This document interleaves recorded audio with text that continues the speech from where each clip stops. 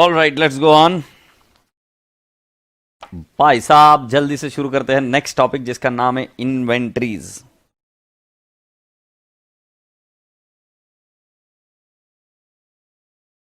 Inventories, ये देखो, ये ऐसे छिछोरे लोग रहते हैं। ये सुयश खुद की बात की इज्जत नहीं करता, मैं इधर सीरियस हो गया। मेरा भाई ये बच्चा अभी क्या है, खाली बुकड़ अभी मेरी बैंड बजाएगा, तो मेरा ठीक है भाई। चलो इन्वेंट्री। ए रिकी एकदम स्मार्ट है भाई। ओ रिकी एकदम स्मार्ट है। इन्वेंट्री बचपन की फोटो एकदम ही मस्त है इन्वेंट्री। तो सुनो अभी इन्वेंट्री टॉपिक में रेडी हो क्या?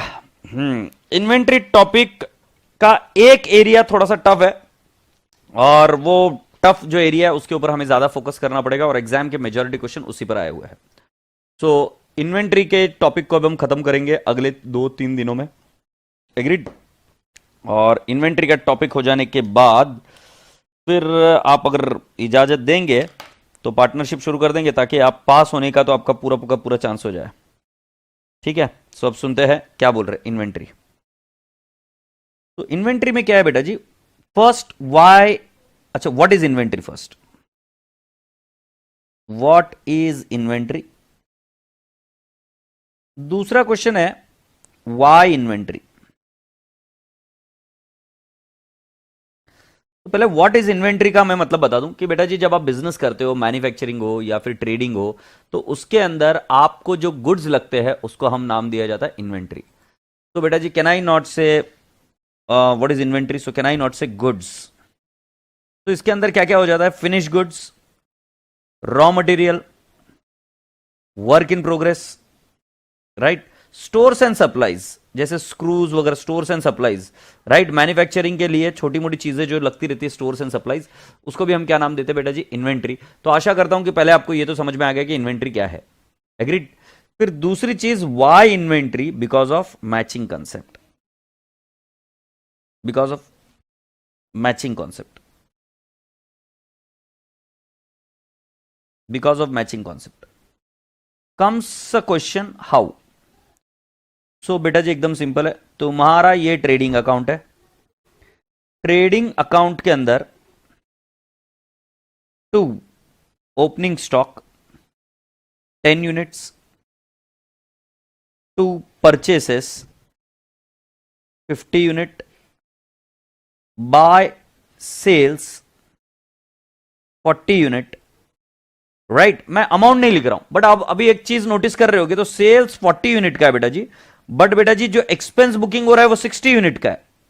तो इसके अंदर मैचिंग नहीं हो रहा है। Income is not matching with expense, क्योंकि इनकम कितने यूनिट का है? इनकम कितने यूनिट का है बेटा जी? Income is of around 40 units, but what is the expense?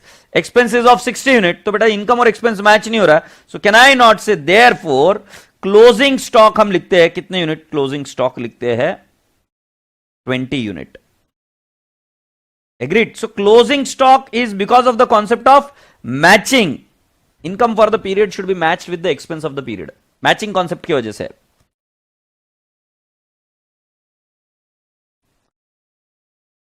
अच्छा, एक क्वेश्चन पूछता हूं, भावेश गोकलानी जी, आप रिकी को जानते हो क्या? और भारत अग्रवाल, आप भी रिकी को जानते हो क्या? भारत अग्रवाल और भावेश गोकलानी जी को पूछ रहा हूं, आप जानते हो क्या इन लोगों को? रिकी को जानते हो आप? मुझे रिप्लाई करना। और अगर रिकी को नहीं जानते हो तो बेटा जी, जो तुम्हारा जो चीज लिख रहे हो ना, उसका एक दिक्कत है। आज बेटा जी मुझे इन्वेंट्री टॉपिक को थोड़ा सा बीच में रोकना पड़ेगा यहां पर, और आज आपसे कुछ एक इंपॉर्टेंट बात करनी है। देखो, जब वो रिवीजन बैच लेता है ना, तो पहली एक चीज जो बहुत ज़्यादा इंपॉर्टेंट है वो ये है कि आपको किस तरीके से आपके साथ में सक्सेस या लॉस, सक्सेस या फेलियर आप अट्रैक्ट करते हो, ये समझना बहुत ज़्यादा ज़रूरी है। और अगर ये नहीं समझोगे तो आप कितनी बार पढ़ लो, कर लो, फिर बावजूद इसके आप सक्सेसफुल नहीं हो पाते। क्योंकि मेरे जीवन में जो चीज़ मैंने देखी है, बहुत सारे सीएज ऐसे बने जो सीए बन गए बट बावजूद उसके पैसे नहीं कमा रहे। तो ऐसी क्या बात हो गई? आपने डॉक्टर्स भी देखे होंगे, डॉक्टर्स बन गए बट पैसे नहीं कमा रहे, इंजीनियर्स बन गए पैसे नहीं कमा रहे, और लॉयर्स बन गए पैसे नहीं कमा रहे, इंटीरियर आर्किटेक्ट बन गए पैसे नहीं कमा रहे, आगे नहीं बढ़ पा रहे यार। कुल मिलाकर शॉर्टकट में ही बात है। तो क्या चीज होती है? तो बेटा जी क्या होता है कि जो हमारे थॉट्स है ना, राइट, ये कभी वेस्ट नहीं होते, they can never be wasted. Thoughts कभी भी वेस्ट नहीं होते। मतलब जब आप देखोगे तो आपके ब्रेन में, अगर आप ब्रेन का फिगर डाउनलोड करोगे नेट से, तो आपको पता चलेगा कि आपके ब्रेन में कुछ इलेक्ट्रोमैग्नेटिक वेव्स के थ्रू एक दूसरे के अंदर इंटरेक्शन होता है। और वो जो इलेक्ट्रोमैग्नेटिक वेव्स है उसको हम बोलते हैं एनर्जी, राइट। जैसे ये कहा गया energy can never be created, can never be destroyed, energy only changes the form, energy only changes the form. So बेटा जी, ऐसी एक भी चीज आपने आपके जीवन में हासिल नहीं की होगी जिसके बारे में आपने सोचा नहीं है, कभी हो ही नहीं सकता वो चीज। मतलब अगर मान लो आप लकी ड्रॉ में प्राइज भी जीतते हो ना, तो आप पहले एक फॉर्म, एक कोई चीज भरकर भेजते हो, फिर उसके बाद में लकी ड्रॉ में आप फॉर्म जीतते हो, मतलब वो प्राइज जीतते हो। अगर आप पास हुए फेल हुए, उसके लिए हमेशा आपको एक ध्यान में रखना पड़ेगा कि आपके दिमाग में जो सबसे पहली नजर जो चीज काम करती है वो है थॉट। समझ में आ रही है? थॉट्स एक ऐसी चीज है जो ब्रेन, आपका जो ब्रेन है, ये कभी किसी के अंदर भेदभाव नहीं करता है। मतलब अगर आप ये सोच रहे हो कि आप हो, राइट, आप यहां पर हो, यहां से आप कहीं पर और सोच रहे हो कि मैं जाकर वहां पर नेगेटिव चीज फैला दूं, सो ये नेगेटिव वहां पर फैल ही नहीं सकता जब तक इसको वो घेरे में ना ले ले। आपको पहले घेरे में लेता है वो। इट इज इम्पॉसिबल दैट कि आपकी चीज पहले ही ठीक हो जाएगी, राइट, और आप दूसरी जगह पे नेगेटिविटी फैला दोगे, ऐसा पॉसिबल नहीं है।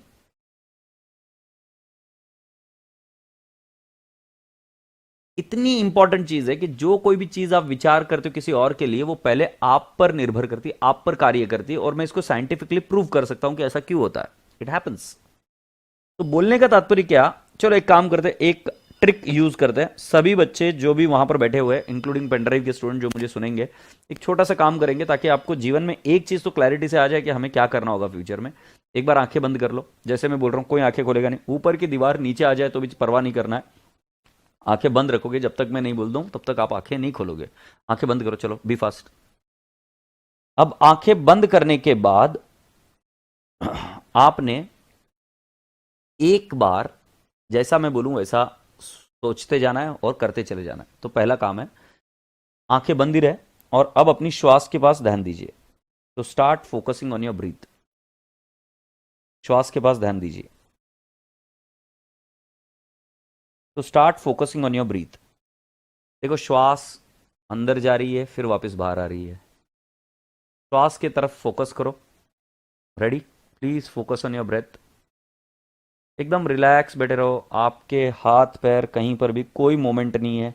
You are just sitting in a relaxed manner, कोई भी मोमेंट नहीं है, एकदम बिंदास होकर बैठ जाओ।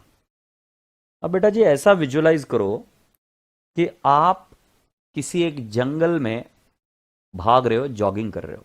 Just keep visualising through your eyes. आप आपके जंगल में भाग रहे हो, वहां पर जो जंगल है, आपको बड़े बड़े ट्रीज दिख रहे हैं, ग्रीन कलर के पेड़ दिख रहे हैं, राइट। जब आप भाग रहे हो तो वहां पर जो ग्रास है, उस ग्रास को फील कर पा रहे हो आप, जो सूखे पत्ते हैं उनको फील कर पा रहे हो, वहां की जो हवा है उसको फील कर पा रहे हो, आप भाग रहे हो। तो keep running, come on, keep going ahead. आगे बढ़ते रहिए, चलते रहिए, राइट। थोड़ा सा आप थक रहे हो, आपकी श्वास थोड़ी सी और डीप हो रही है, आपको थोड़ा बहुत पसीना भी आ रहा है, बट आप भागे जा रहे हो, भागे जा रहे हो, right. So start jogging, jogging, jogging, right. इस एनवायरनमेंट के साथ एक हो जाइए, मजा करिए, मस्ती करिए। अब जब आप आगे जा रहे हो तो वहां पर सामने आपको एक बहुत बड़ा अजगर दिख रहा है, बट उसको आपको देखना नहीं है। जो अजगर है सामने उसको देखना नहीं है, उससे नजर हटा लो। वो अजगर मुंह खोलकर आपकी तरफ तरफ आ रहा है, बट उसको देखना नहीं है, उसे नजरअंदाज कर दो, उसको इग्नोर करो। वो अजगर ऐसे आंखें इधर उधर घुमाकर देख रहा है, you don't have to feel it. तुम्हें बिल्कुल जंगल बुक का फीलिंग आ रहा है, but you have to ignore that feeling, just उसको इग्नोर करो, उसके पास देखो मत, और आप आगे चलते रहो।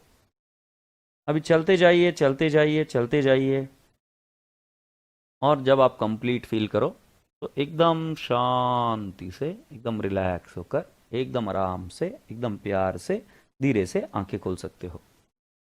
ठीक है, तो धीरे से आंखें खोलो और मुझे अब बताओ कितने बच्चों को अजगर दिखा ही नहीं। राइट, या अजगर दिखा। राइट क्वेश्चन वुड भी कितने बच्चों को अजगर दिखा। जिन जिन बच्चों ने जैसा जैसा मैंने कहा था वैसा किया, उन बच्चों को, कितने बच्चों को अजगर दिखा, जल्दी से मुझे बताओ। यदि आपने जैसा मैंने कहा वैसा नहीं किया तो आप मत बताइएगा कुछ भी, क्योंकि आपका आंसर रिलेवेंट नहीं है। बट जिन जिन बच्चों ने सीरियसली मेरी सारी स्टेप्स फॉलो की, उनमें से बताएंगे कितने बच्चों को अजगर दिखा। यू कुड सी दैट अजगर। You need to type me, right.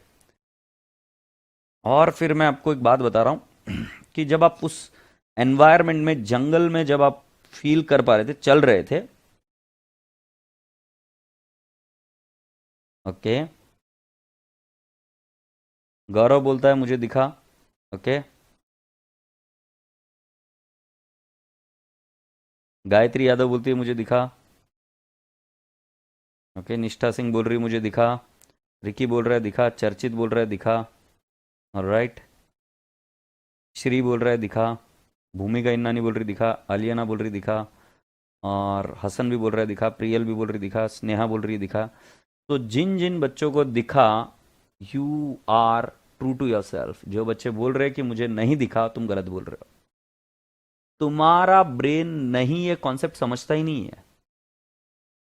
मैंने बोला वो जो अजगर है उसको मत देखो, मत देखो मतलब क्या, यहां पर एक सिर्फ एक्शन है, एक्शन आप देख ही सकते हो। सो जो अजगर है वो तो विजुअलाइज हो जाएगा ना वहां पर।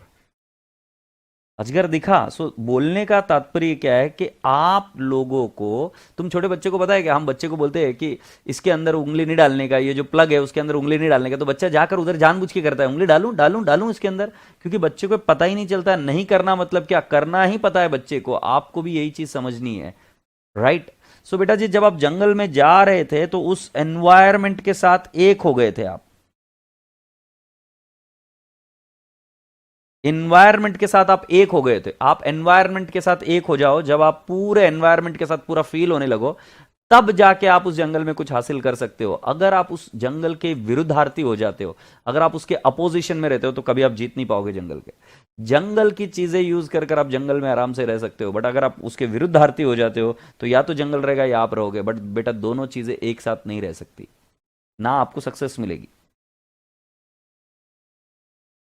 तो बोलने का तात्पर्य क्या बेटा जी, आपका ब्रेन नेगेटिव चीजें नहीं समझता, और जब आप नेगेटिव बोलते हो कि उसको मत देखो, तो पहले वो चीज आपको अफेक्ट करती है। रूल नंबर 1, खुद के बारे में और दूसरों के बारे में सेल्फ रिस्पेक्ट रखना इतना ज्यादा जरूरी है कि उसके वजह से आप सक्सेस के समीप आ सकते हो। यदि आप कभी देखोगे बड़े बड़े लोगों को, तो उन्होंने जो भी कोई संघर्ष किए, कष्ट किए, छोटे लोगों के लिए, अपने से जो लोअर लेवल पर थे उसके लिए किए। सेल्फ रिस्पेक्ट, दूसरों का प्रोटेक्ट करना हर हालत में बहुत ज्यादा जरूरी है। सेल्फ रिस्पेक्ट नहीं है तो समझ लो आज जीत नामुमकिन है, राइट। तो अब जब आपके अंदर वो जो चीज है कि जब रिकी के लिए बोलते हो कि कि तेरे बचपन की फोटो, यार किसी के बचपन की फोटो के बारे में ये मजाक, जब वो आपका बहुत अच्छा मित्र है तब तुम अकेले में करते हो तब ठीक है, मुझे कोई एतराज नहीं। बट जब आप पब्लिक फोरम में करते हो तब मुझे उससे एतराज है। क्योंकि वो प्रॉब्लम ये नहीं है कि तुम रिकी को चिढ़ा रहे हो, शायद रिकी को मैं समझा बुझा के उसको कॉन्फिडेंस देकर आगे बढ़ जाएगा, बट जो तुम्हारी थिंकिंग है, वो जो थॉट था जो तुमने इस नेचर के सामने, इस वर्ल्ड के सामने फेंका, उस थॉट को वर्ल्ड एब्जॉर्ब कर कर आपके बॉडी पर इंप्लीमेंट कर रहा है, आपको पता नहीं चल रही है बात। कोई भी चीज बोली गई वेस्ट नहीं होती। जीवन में यदि सिर्फ पॉजिटिव बात बोलोगे, तो मैं ये बोल सकता हूं आपको कि शायद आपका फायदा ना हो, राइट। बट मैं आपको ये बता दूं कि जिस आदमी ने नेगेटिव सोचा उसका फायदा कभी नहीं हुआ, मतलब उसमें गुंजाइश ही नहीं है। पॉजिटिव बोलने से शायद फायदा ना हो, फायदे होने के पर पूरे के पूरे चांसेस सिर्फ पॉजिटिव बोलने में ही है। नेगेटिव बोलने में मैं आपको वचन दे देता हूं, आपका कभी फायदा हो ही नहीं सकता। अरे एक बेटा अपने बाप को छोड़ देता है जब वो दिन भर नेगेटिव बातें करते रहता है। यहां पर जो बरसों पुराने रिश्ते होते हैं वो टूट जाते एक नेगेटिव बात के। नेगेटिव बात का इतना बड़ा असर होता है मेरे राजा बेटा जी।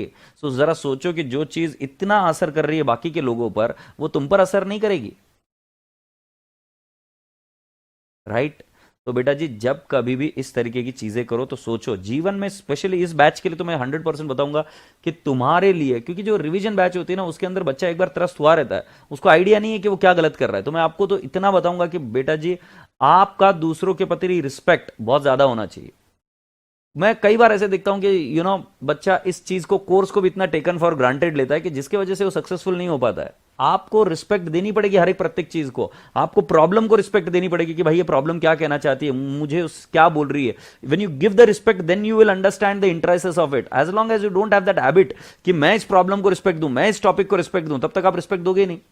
अरे भाई रिस्पेक्ट देने से मैं आपको बताऊं कोई टीचर की भी जरूरत नहीं पड़ेगी आपको। अगर कोई आदमी डिसाइड कर लेता है, तुम्हें क्या लगता है साइंटिस्ट लोग, जो छोटे मोटे लोग हैं जिन्होंने चीजों का इन्वेंशन किया, मैं ऐसे कुछ लोगों को जानता हूं मेरे जीवन में जिन्होंने कुछ नहीं यार, एकदम साधारण से मैकेनिक लोग हैं और उन्होंने कुछ कुछ नई नई चीजें इन्वेंट कर दी है, क्योंकि वो उस चीज का तहे दिल से रिस्पेक्ट करते हैं और उसके अंदर पूरा डील करते हैं। ये चीज मुझे मंजूर नहीं है और इस क्लास में इसके आगे वापस देखना नहीं चाहिए। इस क्लास में वातावरण कैसा हो कि भाई ये वातावरण ऐसा हो कि जितने भी बच्चे हैं ना अपने क्लास में एक दूसरे का साथ दे, एकदम बिल्कुल अच्छे से। कहां तक उचित बात है बेटा, मजाक उड़ाना है, किस बात का मजाक उड़ाओगे। मैंने पूछ लिया भाई फोटो किसकी है, भाई किसकी, इस जनरली पूछा। So when I asked him and he is saying that it is cute, of course मेरे को भी मेरे बचपन की फोटो बहुत पसंद है, शायद उसको भी पसंद है इसलिए लगा रखी है। उसके बारे में नेगेटिव बात करना गलत है। यदि आप मूवी देखते हो 3 इडियट्स, देखी होगी आपने। 3 इडियट्स मूवी में करीना कपूर का दिल जीतता है आमिर खान। ये मूवीज जो है ना हमसे ही निकल कर बाहर आती है, हम जैसे लोगों से ही बाहर निकल कर आती है, राइट। मूवीज जो कोई डायरेक्टर होता है वो शायद हमसे ज्यादा सोचता है, हमसे आगे सोचता है, इसलिए वो देता है। बट मैं आपको क्या बताने की कोशिश कर रहा हूं, मूवीज तो हम जैसे लोगों से ही निकल कर बाहर आ रही है ना भाई, हमारे जैसे ही लोगों से निकल कर बाहर आ रही है। उसमें एक व्यक्ति जो इंसान की रिस्पेक्ट नहीं करता है उसको किस तरीके से लोग ट्रीट करते हैं, राइट। और आपके मन में भी उसके प्रति क्या भावना है आप देखिए। और जब कोई व्यक्ति एक ऐसा बोलता है कि तुम तुम्हारे मां की घड़ी पहन रही थी, तब हम किस तरीके से उसको फील करते थे। एक बार ऑब्जर्व तो करो यार फीलिंग को। मतलब यदि किसी व्यक्ति को उस घड़ी का बहुत ज्यादा इंपॉर्टेंस है और कोई एक पेड घड़ी है जो which is very very costly, तो तुम किस घड़ी को चुनते हैं। हमेशा ध्यान में रखना, रिस्पेक्ट सिर्फ पैसे का नहीं होता है, रिस्पेक्ट हर प्रत्येक चीज का होता है। आप तबला ले लो, मतलब इनफैक्ट इन सभी चीज़ों में तो, तबले में तो लोग उस तबले को प्रणाम करते हैं। हमारे भारतीय संस्कृति में जब कभी भी दशहरा वगैरह आता है करता है तो हम जितने भी हमारे औजार होते हैं उन औजार की पूजा करते हैं, राइट। तो बेटा जी प्लीज़ आप थोड़ा सा हमारे पास्ट में जाइए, वो क्या बताने की कोशिश कर रहे थे। हमारे इसमें पूर्वजों ने बताया कि अस्त्र शस्त्र की पूजा करो, राइट। हमारे जितनी भी औजार है उनकी पूजा करो, उनके नतमस्तक हो उनके प्रति, लोगों का भी रिस्पेक्ट करो। जब आप इस चीज से भटक जाते हो तो बेटा जी आप एक्चुअली सोच रहे हो कि मैंने बड़ा काम कर लिया, इनफैक्ट तू गलत राह पकड़ लिया, अब तू सक्सेसफुल होने की कगार पर नहीं है। तो बस ये एक बात बतानी थी कि जिस भी चीज करो उसकी रिस्पेक्ट करो। तो आशा करता हूं कि आज के बाद इस क्लास में कोई भी ऐसी चीज का किसी का मजाक नहीं उड़ाएगा, ये उचित नहीं है। इसमें उस सामने वाले का नुकसान तो बाद में होगा, पहले नुकसान तेरा होगा। ध्यान में रखना इस बात का। बस बाकी आप समझदार हो, आपको लगे कि नहीं भाई मैं अगर आपको जो बता रहा हूं उससे आपका नुकसान हो जाएगा, आपका एंजॉयमेंट कम हो जाएगा, तो बेशक मत करना। मैंने दोनों चीज़ें बोली, नुकसान हो जाएगा, मुझे पता है इसके प्रति तो तुम मेरे साथ सहमत हो कि सर नुकसान तो नहीं होगा, और तुम ये बोलोगे कि सर हमारा एंजॉयमेंट कम हो जाएगा, तो शायद तुमको अभी तक पता ही नहीं चल रहा है कि एंजॉय कैसे करते हो। तुम ये सोच चुके हो कि एंजॉय तो भाई इसकी मार उसकी मार और फिर ही एंजॉय करेंगे, नहीं। तो तुम सबसे बड़े गधेड़े हो। एंजॉय करने के लिए जो चीज़ें लगती है वो तुम पता ही नहीं कर पाए आज तक। और एंजॉय करना है तो देखो कभी सचिन कैसा एंजॉय करता है, जो बड़े बड़े लोग हैं वो कैसे एंजॉय करते हैं, तुम बड़े बड़े लोगों के बारे में नाम लेते हो, राइट, वो कैसे एंजॉय करते हैं। देखो अपने काम के प्रति लगन लगा दो और फिर देखो तुम्हारा एंजॉयमेंट नेक्स्ट लेवल होगा। Right, so let's go on राजा बेटा जी। सो प्रत्येक चीज की रिस्पेक्ट करो, प्रत्येक चीज की। और ये चीज तुम्हारे माता पिता ने भी सिखाई तुमको, कदर करो खिलौनों की, राइट। हम हमारी बेटी को सिखाते कदर करो, प्रत्येक चीज की कदर रखो। कोई भी चीज अगर सही ढंग से रखो, सही चीज तरीके से करो ना, तो वो आपके जहन में आ जाएगा कि आप किसी के प्रति फिर गलत बात नहीं कर सकते। गलत बात नहीं करोगे तो बेटा जी सामने वाले का गलत नहीं होगा ये तो ठीक है, बट पहले आपका गलत नहीं होगा, ये बात हमेशा ध्यान रखना है ना। तो राजा बेटा जी मैं किसी से नाराज नहीं हूं, कुछ नहीं हूं, और ना किसी ने किसी को कुछ बोलना है। बट मुझे क्लास में अगर गलत चीज लगती है ना तो फिर बेटा मैं रोक नहीं पाता हूँ खुद को, और फिर मुझे ये पढ़ाई तो क्या है यार, मैं रहूं या ना रहूं तुम फिर भी पढ़ लोगे, राइट। बट ये जो चीज है ना, रिस्पेक्ट किसी चीज की, वो सीखना बहुत जरूरी है। लेट्स गो ऑन राजा बेटा जी। अब हम चलते गए इन्वेंट्री टॉपिक के पास। सो इन्वेंट्री टॉपिक में मैंने आपको बताया कि इन्वेंट्री में क्या क्या आता है। तो finish goods, raw material, work in progress, stores and supplies, ये सब।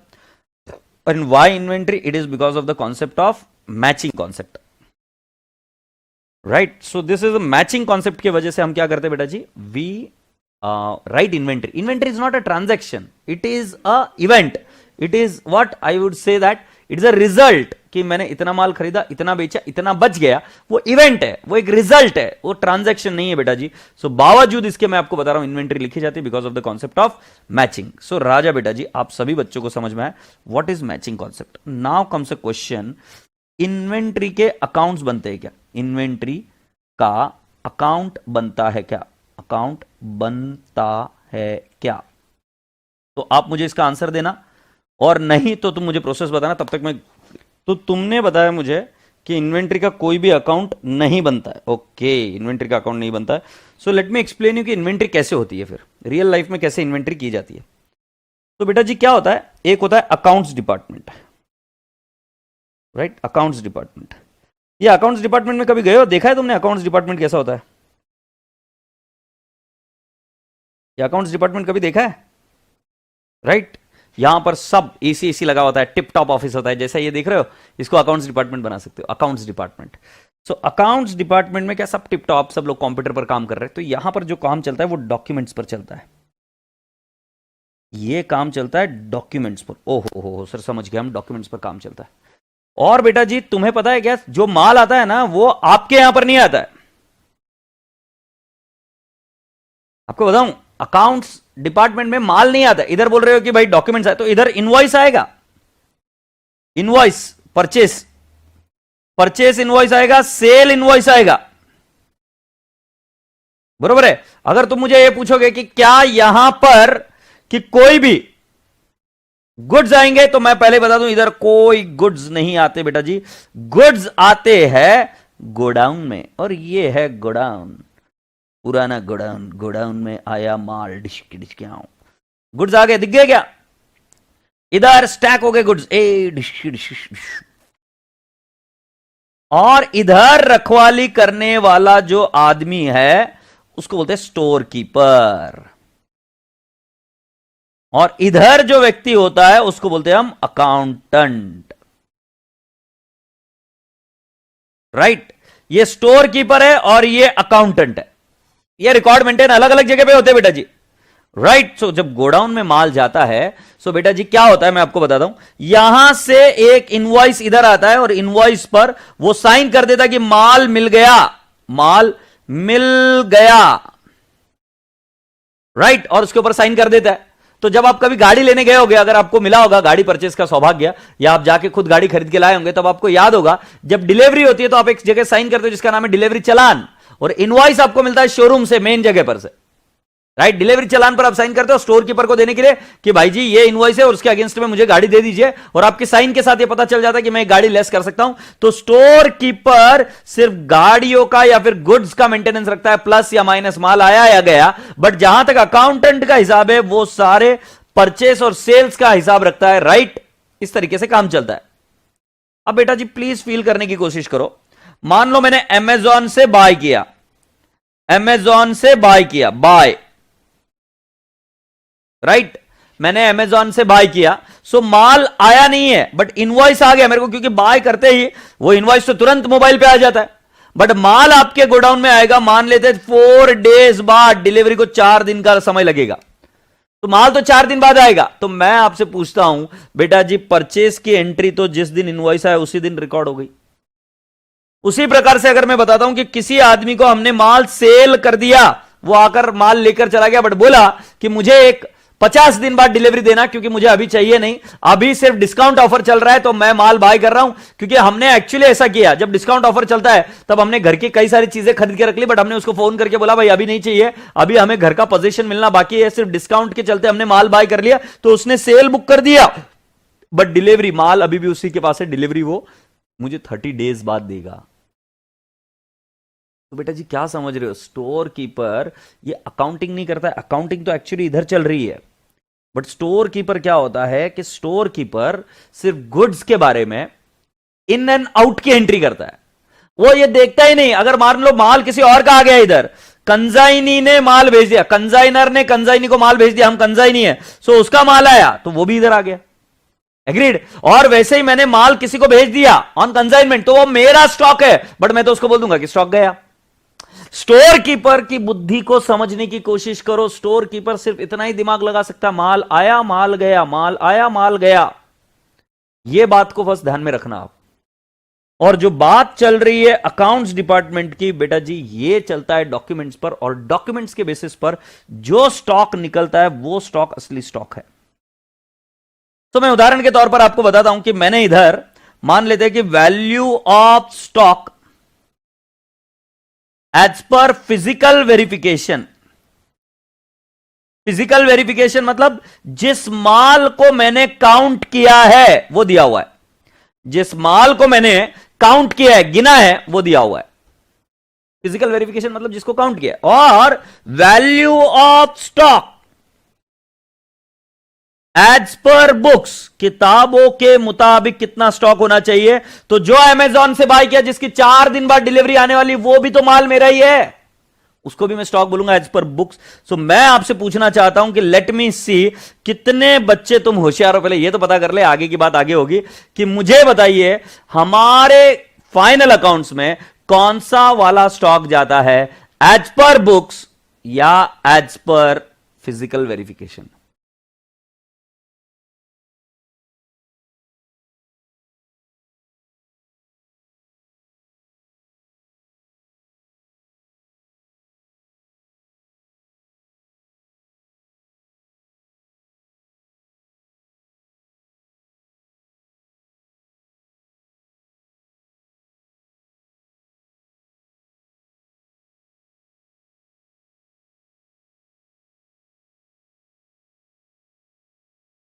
क्या बात है, क्या बात है, ये तो पूरी क्लास दीवानी लग रही है मुझे, एकदम जबरदस्त। ये बुद्धि से बता रहे एज पर बुक्स, बिल्कुल सही जवाब। तो जो स्टॉक मेरा है, भले ही वो मुझे मिले या ना मिले, मैं उसकी रिकॉर्डिंग तो करूंगा। फिजिकल वेरिफिकेशन में आप याद करो, आपका कंसाइनमेंट का एंट्री हुआ था, कंसाइनमेंट आपने सीखा था, तो उसके अंदर माल कंसाइनी के पास होता था, बावजूद उसके हम रिकॉर्ड करते थे कि नहीं करते थे? Yes, we used to record it, क्योंकि वो माल अपना है। समझ आ रही ना बात, वो माल अपना है तो हम उसकी रिकॉर्डिंग करते थे। तो सेम सेंस में बेटा जी हम स्टॉक्स किसके हिसाब से दिखाते हैं? We show the value of stock as per books. अब एग्जामिनर क्या करता है मैं आपको बताता हूं, वो आपको देगा value of stock as per physical verification, right? Physical verification ये देगा, और इसमें फिजिकल वेरिफिकेशन को आपको आपके बुद्धि के सारे तार खोल देने होंगे और विजुअलाइज करना पड़ेगा कि क्या हुआ। जैसे गुड्स रिटर्न्ड, या sorry goods received on consignment, that is हम कंसाइनी है, हमें किसी और व्यक्ति का माल मिला है, तो फिजिकल वेरिफिकेशन वाले ने इसको काउंट किया होगा कि नहीं काउंट किया होगा? 100% काउंट किया होगा। तो बट ये स्टॉक मेरा है क्या? नहीं है। तो मुझे क्या करना पड़ेगा? लेस, क्योंकि मुझे मेरे फाइनल अकाउंट में कौन सा स्टॉक दिखाना है? As per books. तो जो फिजिकल वेरिफिकेशन में मतलब ऐसा स्टॉक जिसमें हम कंसाइनी है, किसी और का माल मेरे पास आया, तो वो तो काउंट हो गया। कैन आई नॉट से गुड्स रिसीव्ड ऑन कंसाइनमेंट, ये इसके अंदर इंक्लूडेड होगा, सो मैं क्या करूंगा? इसको लेस। दूसरा, goods sold but not delivered, good sold but not delivered. Good sold but not delivered मतलब माल मेरे गोडाउन में ही है सर, का मतलब ये हुआ कि वो काउंटिंग में आ गया है, क्योंकि नॉट डिलीवर्ड मतलब मेरे पास ही है ना, तो काउंटिंग में तो आ गया है। काउंटिंग में आ गया तो, बट वो माल मेरा नहीं है सर, क्योंकि सेल हो चुका है, बुक्स के हिसाब से उसको आउट मारना होगा। सो कैन आई नॉट से goods sold but not delivered?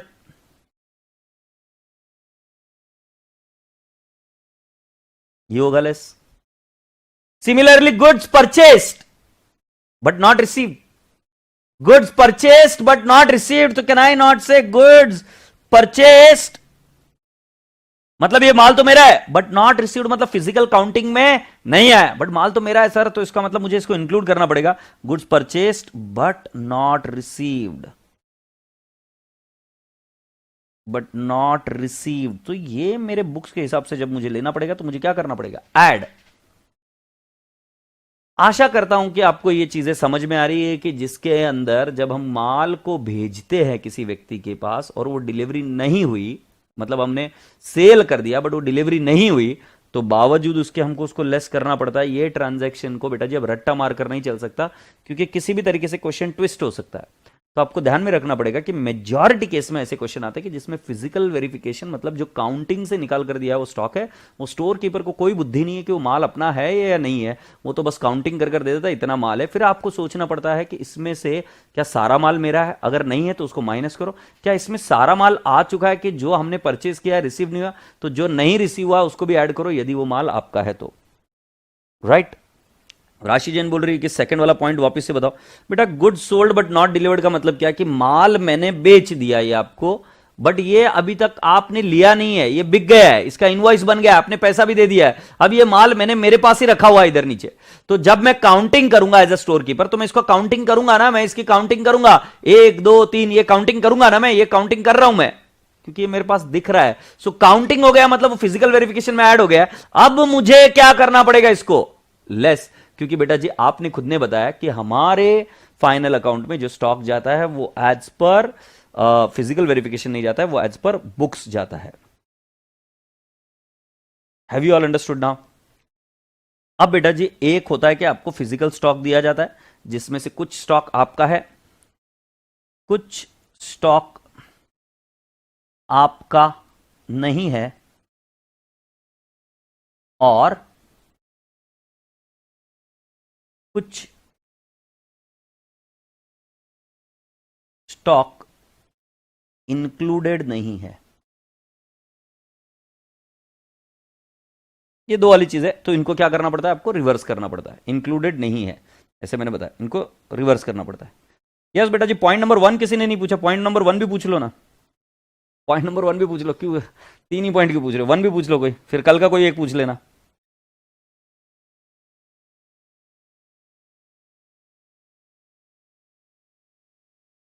बेटा देखो, इसमें मैं क्लियरली बता दूं डे 1 को ही, और जो बच्चे पेनड्राइव में पढ़ रहे हैं उनको भी, तुम थोड़ा सा भी जोर नहीं लगाओगे ना तो ये समझ लो कि ये मैं नहीं सिखा पाऊंगा, क्योंकि ये रट्टाबाजी से होगा नहीं काम। तो फिर इसको पहले ऑप्शन से छोड़ दो और इसको छोड़ दो यहीं से। मेहनत करने की तैयारी होगी तो आगे कंटिन्यू करो, और मेहनत करने की तैयारी नहीं होगी तो कुछ नहीं हो सकता। क्योंकि अभी तो मैं सिर्फ आपको ये बता रहा हूँ लॉजिक्स क्या है, तो उसके अंदर मेरी बैंड बजा रहे हो, और वो भी इतनी फालतू चीज़ों पर। तो सोचो जब मैं क्वेश्चन लूंगा जिसके अंदर परसेंटेज वर्सेंटेज सब चीज़ें घूमेगी, तब तो तुम बैंड बजा दोगे। तो मैं इधर हाथ ऊपर कर रहा हूँ भाई, ये इसको समझाने की गारंटी मैं नहीं लेता हूँ, ये मैं मेरी तरफ से कोशिश करूंगा, समझने की जिम्मेदारी आपकी है, पूरी की पूरी जिम्मेदारी मेरी नहीं है ना। तो क्लियर कट शब्दों में बता दिया मैंने चीज़।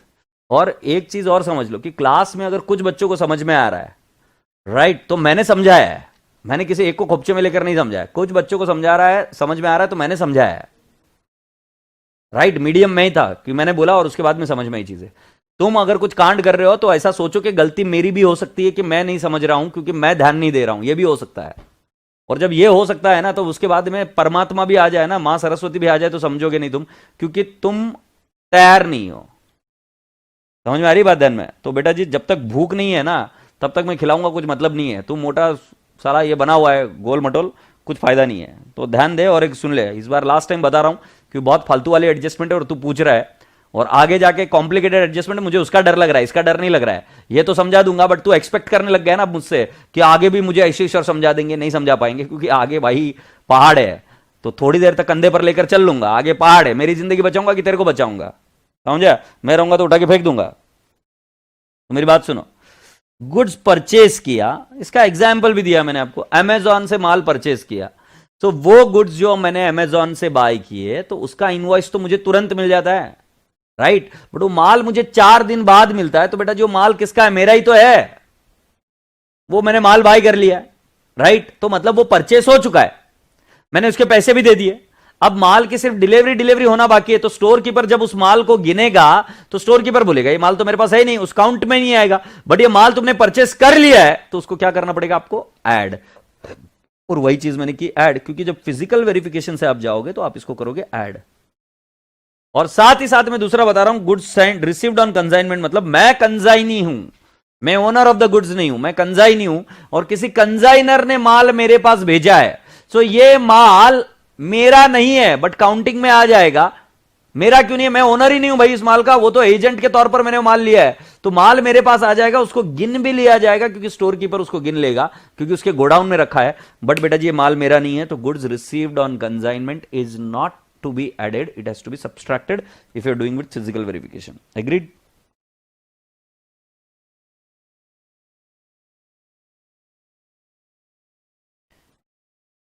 अब आगे बढ़ रहे,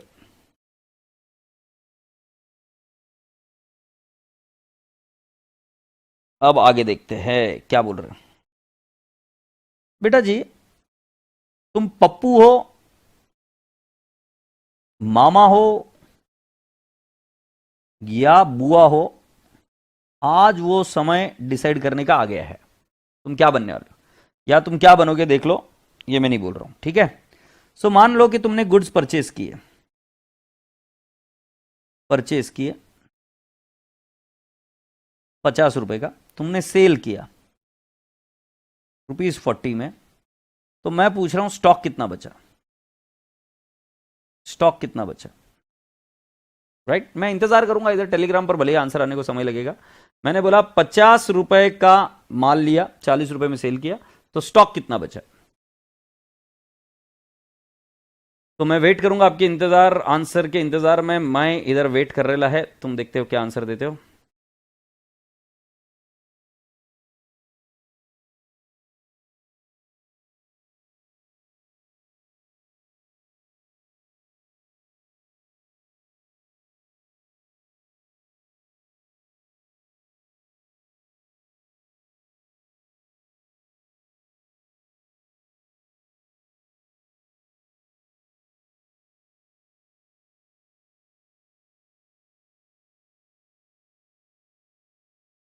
ओहो, तो तुम बता रहे हो स्टॉक इज नील। अरे वाह हसन अशरफ जी, क्या बात है, नो स्टॉक, नो स्टॉक। अच्छा तो कोई, जब मैं पप्पू बनेगा या मामा बुआ बनेगा तो कोई नहीं बताता नो स्टॉक, क्या बात है, खतरनाक हो। मतलब किसी ने ये नहीं किया 50 में से 40 माइनस किया, 10 का स्टॉक बच गया, वाह बेटा वाह, तो वाह बोले कि बेटा तू तो निकल गया पप्पू, पप्पू नहीं बनने का, मामा बुआ नहीं बनने का भाई मेरे बच्चों, मामा बुआ नहीं बनने का। तो ध्यान से सुनो क्या बोल रहा हूं।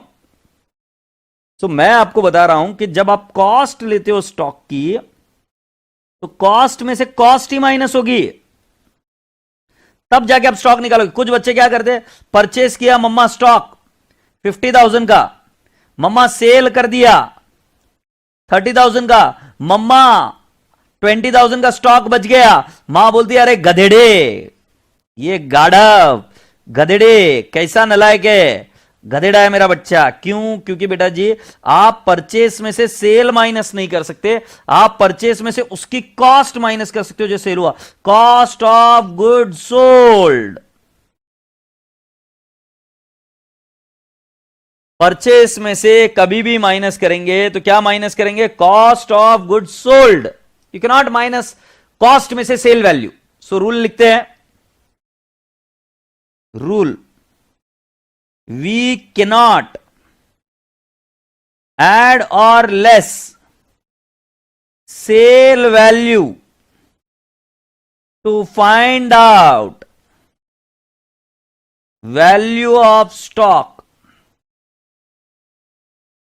Sale value has to be converted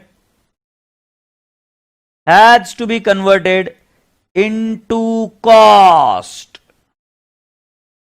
तो एड लेस तो कॉस्ट का ही होगा, तो कभी भी सेल वैल्यू के बेसिस पर काम नहीं हो सकता,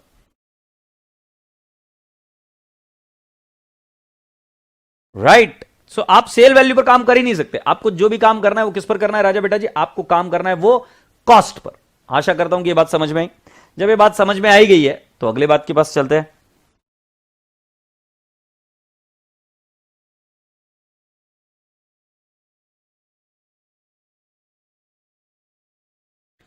Let's go with rule now. Let's understand one more thing.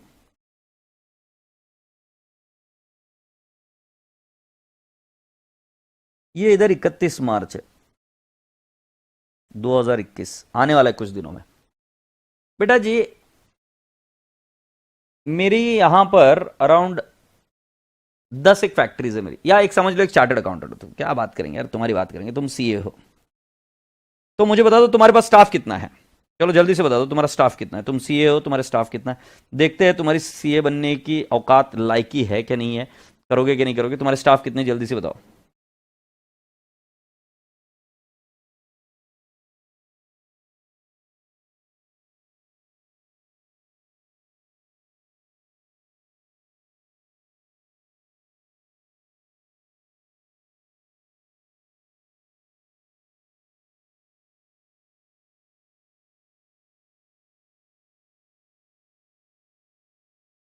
Omkar Kulkarni का आंसर है कि 100 स्टाफ है उसके, 100 स्टाफ है। अच्छा और मैं सुनना चाहता हूं स्टाफ कितने, 100।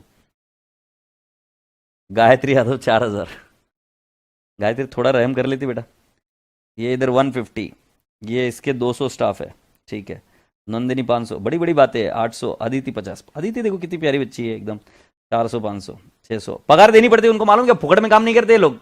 1000 स्टाफ है, ये 900 to 1000। डिंपल जी पगार देना पड़ता है, पगार, सैलरी भी तो डिसाइड कर लो, बड़बड़ किए जा रहे हो। मैंने आज तक फॉर्म नहीं देखी जिसके अंदर तुम बता रहे हो कि छोटे लेवल से जब हम काम शुरू करते तो इतने स्टाफ रहते हैं, बट खैर कोई बात नहीं, ये स्टाफ को अज्यूम करके चलना पड़ सकता है।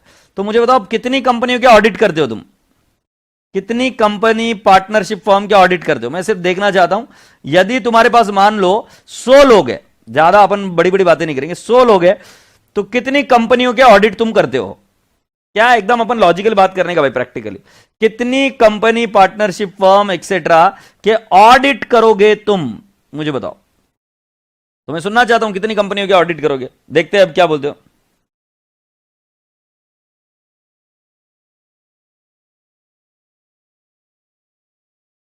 अबे रिकी सर भारी आदमी है, हम सब पहले सर लिखना सीख बराबर से, फिर भारी आदमी बन माकड़। ये देखो ये है हमारे क्लास के धुरंधर। ए पेनड्राइव के बच्चों तुम भी ऐसे ही नलायक हो के देखो। श्रुति गुप्ता बोलती है 10-15 कंपनियां, वाह। प्रिया अग्रवाल बोलती है 12 कंपनियां। चर्चित बोल रहा है 16 कंपनियां। श्री गणेशा बोल रहा है 200। रिक्की बोल रहा है 5। संस्कार बोल रहा है 400। इनके पास हजार एम्प्लॉइज है और ऑडिट कितनी कंपनियों का करेंगे, 300-400। अरे माकड़ छाप, गाय छाप, थोड़ी तो अक्कल लगा। जितने एम्प्लॉइज है उससे ज्यादा तो कंपनियां होगी। अभी मान लो तुम मेरे सब क्लाइंट हो, मेरे पास स्टाफ कितना है, 7 लोगों का स्टाफ है, 7 नहीं 8, और अगर मुझे और मेरी वाइफ को जोड़ ले तो हम लोग हैं 10। तो क्या मैं 10 से कम लोगों क्लाइंट को सर्विस करता हूं क्या? समझ में आ रही क्या माकड़? मतलब तुम क्या बोल रहे हो कि तुम ऑडिट करने जाओगे और तुम्हारे पास इतना स्टाफ है और वो ऑडिट करने के लिए जाएगा, मतलब तुम्हारे पास स्टाफ है 1000 का और तुम्हारे पास कंपनी है 15-16। बहुत होशियार है। मतलब तुम्हारे घर में पापा को एक बार जाके बोलना, एक बार पापा को जाके बोलना कि मतलब पापा मैंने ऐसा जवाब दिया, फिर पापा मतलब कहां मारेंगे पहले एक बार बताना आके। अरे गधेड़े बच्चों प्लीज समझने की कोशिश करो। सीए फॉर्म तुम विजुअलाइज कर रहे हो, 1000 लोगों को मैं बिठाऊंगा, वाह वाह बेटा है? और 1000 लोगों को बिठा के मेरे पास कितनी कंपनी, 15-16 कंपनियां। किसी को बताना मत, मैं आज छुपा लूंगा राज, बट किसी को बताना मत। बट ये बता रहा हूं कि 100 स्टाफ रहेंगे तो 100 स्टाफ क्या है कि अलग अलग कंपनियों को हैंडल करते रहेंगे, राइट? तो भाई एक स्टाफ या 2 स्टाफ ऑडिट करने जाता है, कम से कम 3-4 कंपनी, एक ही कंपनी में नहीं लगा रहता है वो, तो ऑडिट करने जाता है भाई साहब, तुमको पता नहीं।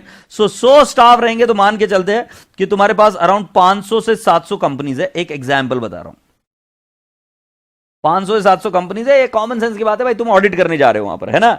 बात आज यही की यही राज रह जाएगी, किसी को नहीं पता चलेगा, मैं किसी को बताऊंगा नहीं, तुमने भी किसी को बताना नहीं। देखो तुम्हारा कॉपरेशन कर रहा हूं, बट ध्यान रहे आगे से ऐसी फालतू चीजें नहीं करने की बेटा। मतलब वो मेरे को उसकी याद आ गई मुझे, कौन सी, कि पापा जी हम आपको बहुत प्राउड फील कराना चाह रहे हैं और बिजनेस करेंगे। तो फिर पापा जी ने पूछा हाँ भाई कौन सा बिजनेस करेंगे, वो कुछ सोचे नहीं है अभी, सोचेंगे करेंगे। इडियट, गधेड़े बच्चों, एम्प्लॉयज इतनी सारे रहेंगे, कंपनीज, इडियट्स। तो मैं बता रहा हूं 500 कंपनीज है। अब ये 500 कंपनी अलग अलग जगह पे, राइट? ये अलग अलग जगह पे ये कंपनीज है और इन कंपनियों का ऑडिट करने के लिए तुम्हें भेजने वाले हैं राइट, अलग अलग कंपनियां, 500 कंपनियां, और ये 500 कंपनीज का ऑडिट करने के लिए ये ऑडिटर जो है उनको भेजने जा रहे हैं, मतलब स्टॉक टेक, रादर मैं बता दूंगा स्टॉक टेक, राइट। तो साल में एक बार स्टॉक टेक करने के लिए ऑडिट के बंदे जाते हैं, एक एग्जांपल बता रहा हूं।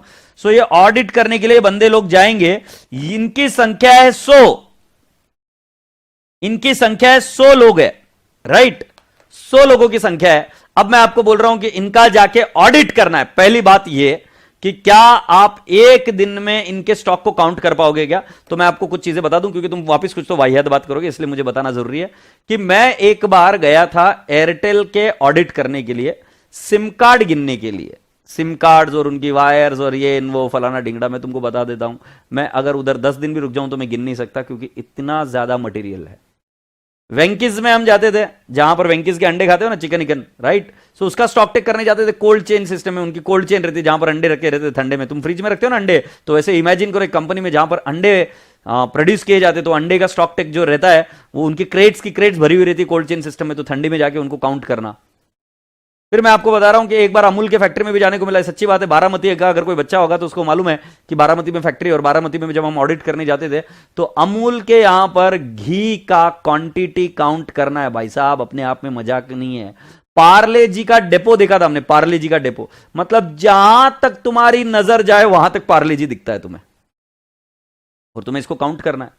तुम ये चीज छोड़ो सर, मैं तुमको क्या कर रहा हूं, तुम्हारी जो कॉलेज है और जो तुम्हारी स्कूल है, राइट, ये दो ही चीज है। इन दोनों स्कूल और कॉलेज के अंदर मैं तुम्हें भेज दूंगा, और तुम्हें जाके इनकी बेंचेस की, इनके पंखों की, इनके सारे इलेक्ट्रिसिटी लाइट की, सभी का जाके आपको काउंटिंग करके आना है मुझे, और कबर्ड अबर्ड, और फिर उनके बाद में फाइल साइल जो भी चीज है उनका काउंटिंग करके आना है। बताओ मुझे, तुम्हारे से ये चीज एक दिन में हो जाएगा क्या? ये ऋतुजा बोली मैं हूं बारामती से, तो बारामती में है कि नहीं अमूल की फैक्ट्री? सही बोल रहा हूं कि नहीं मैं?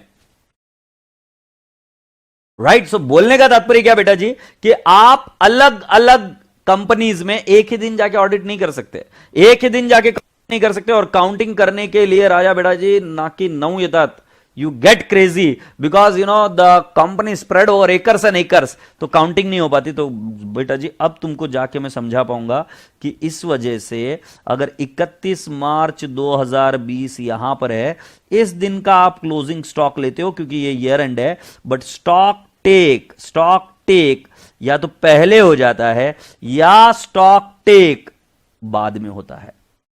तो पहले मतलब कुछ 31 मार्च को हो गया तो कोई दिक्कत ही नहीं है, बट 31 मार्च के पहले मान लो ये हो गया 15 मार्च 2020 को हो जाएगा, या मान लेते हैं 5 अप्रैल 2020 को हो गया, मतलब या तो बाद में हो जाएगा या पहले हो जाएगा। क्या ये बात मेरे रसगुल्ले बच्चों समझ रहे हो क्या? या तो पहले हो जाएगा या कब हो जाएगा? बाद में हो जाएगा। तो जब मैं बोल रहा हूं कि स्टॉक टेक पहले हो जाएगा, राइट, और मेरी कोई हिंदी नहीं देखेगा, जब मैं बोल रहा हूं कि स्टॉक टेक पहले हो जाएगा, तब मैं आपको क्या बता रहा हूं जरा सुनिए इधर। इस केस में हमारे पास 15 मार्च का स्टॉक रहेगा, बट हमें इसको कन्वर्ट कर कर इस वैल्यू तक लेके आना है। तो मुझे क्या करना पड़ेगा? मुझे परचेस करना पड़ेगा ऐड, परचेस रिटर्न करना पड़ेगा लेस। पहले इसको फील कर लो, सही बोल रहा हूं कि नहीं? परचेस क्यों ऐड होगा? क्योंकि जो इस पीरियड के दरमियान परचेस हुआ है उसको करना होगा ऐड, और जो परचेस रिटर्न है उसको करना होगा लेस। और बेटा जी सेल्स को करना होगा, सेल्स एट कॉस्ट को करना होगा लेस, क्योंकि जो इस पीरियड में सेल हुआ होगा वो माल चला गया, वो माल मेरा नहीं है, तो उसको क्या करना होगा? लेस। बट सेल्स को कन्वर्ट करना होगा किसमें? At cost. गधेड़े बच्चों, इन्वेंट्री एट कॉस्ट होती है, कॉस्ट में कॉस्ट ऐड होगी या कॉस्ट माइनस होगी, सेल वैल्यू ऐड और लेस नहीं होती, समझे कि नहीं? और जो इस बार नहीं समझे ना, मैं बूढ़ा हो गया हूं बोलते बोलते, अगर इस बार नहीं समझे ना तो मजाक नहीं, फटके दे देकर मारूंगा। तो बात समझना, सेल्स एट कॉस्ट ली जाती है, माइनस होता है, और sales return at cost add होता है। सेल्स रिटर्न एट कॉस्ट क्या होता है? ऐड होता है। उसी तरीके से जब आपका स्टॉक टेक आगे हो जाता है तो हमें पीछे आना है। सो हमें क्या करना होगा? परचेस होगा लेस, परचेस रिटर्न होगा ऐड, और सेल्स एट कॉस्ट होगा ऐड, और सेल्स रिटर्न एट कॉस्ट होगा लेस। मतलब अगर एक समझ में आ गया परचेसेस, तो बाकी का सब एकदम इजीली समझ में आ जाएगा। बोलो हाँ या ना? तो बेटा जी पहला वाला मैं बोलता हूं कि stock take is done before, मतलब प्री है, तो उसके अंदर मतलब बैकवर्ड इंटीग्रेशन जब हमको करना पड़ता है, पीछे हमने स्टॉक टेक ले लिया है, तब हम क्या करते हैं बेटा जी, उसके अंदर परचेस ऐड करते हैं, परचेस रिटर्न माइनस करते हैं, सेल्स एट कॉस्ट माइनस करते हैं, और sales return at cost add करते हैं। बट जब हम फॉरवर्ड हो जाते हैं, आगे का स्टॉक टेक ले लेते हैं, और जब पीछे आना है तो हमको क्या करना पड़ता है, परचेस माइनस करना पड़ता है, परचेस रिटर्न ऐड करना पड़ता है, सेल्स एट कॉस्ट ऐड करेंगे और sales return at cost less करेंगे। क्यों बाबू मोशाई, ये समझ में आया कि नहीं आया? इसको एक बार लिख कर ले लो अपने पास।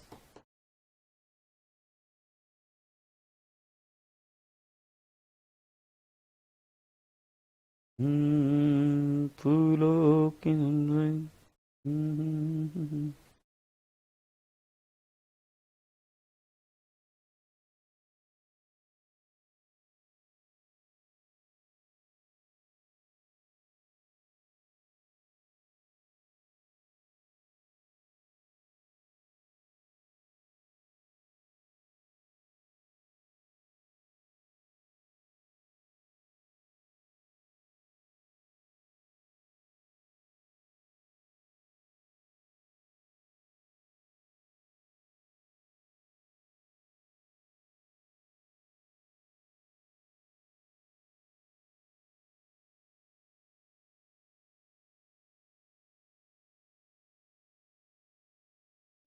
लिख लिया?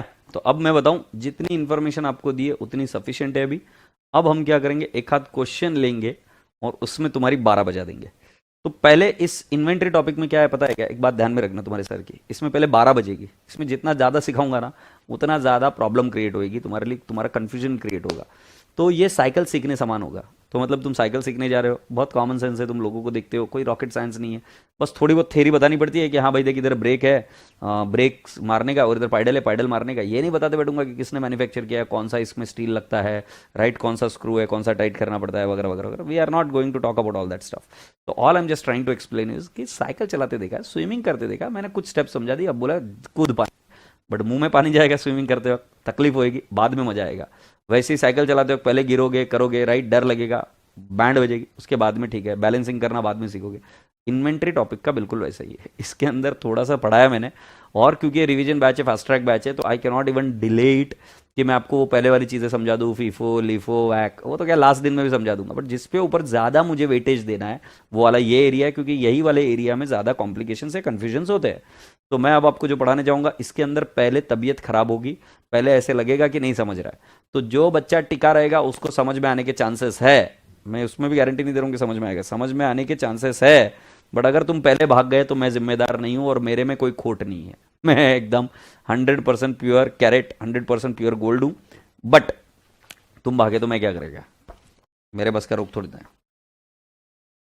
और मैं पहले बता रहा हूं कि इसमें दिक्कत होगी भाई पहले है। और डरा नहीं रहा हूं, तुमको बस बता रहा हूं कि तुम क्या क्या अपेक्षा कर सकते हो, क्या क्या चीज होगी, क्या नहीं होगा, है ना। फूलों के गमले,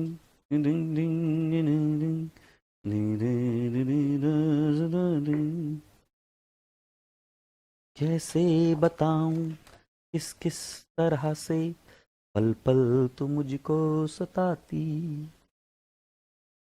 एक 2 मिनट दे दो हाँ बेटा। आप सभी बच्चों को रिक्वेस्ट है कि पेज नंबर 8 पर आ जाओ, और पेज नंबर 8 पर आपको क्वेश्चन नंबर देखना है 5। ठीक है।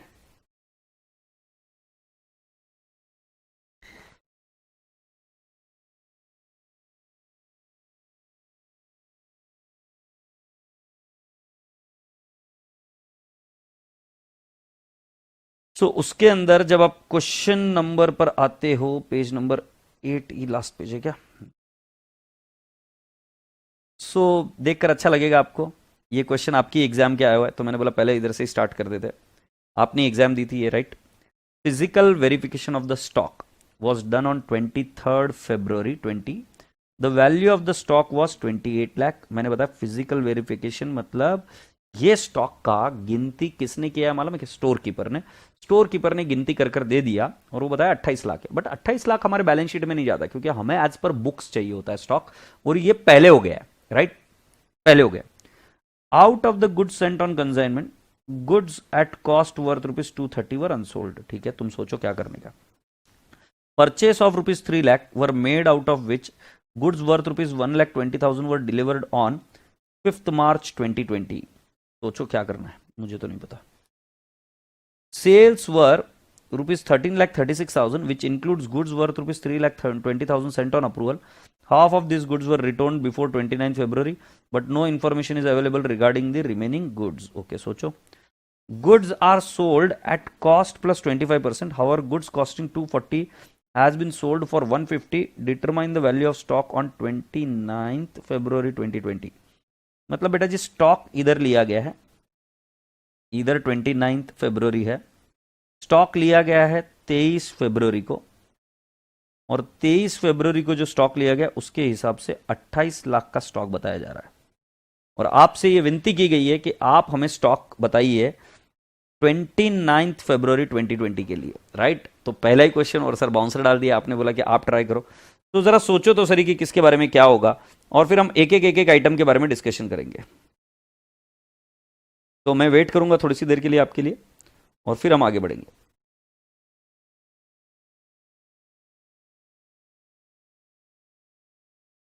ठीक है,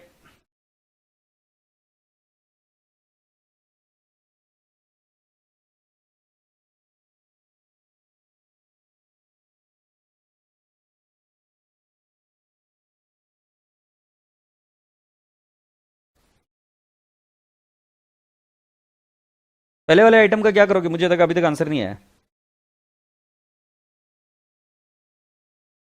तो मैं थोड़ा सा लिख तो देता हूं, तो थोड़ा सा तुम्हारा भी कॉन्फिडेंस बन जाएगा.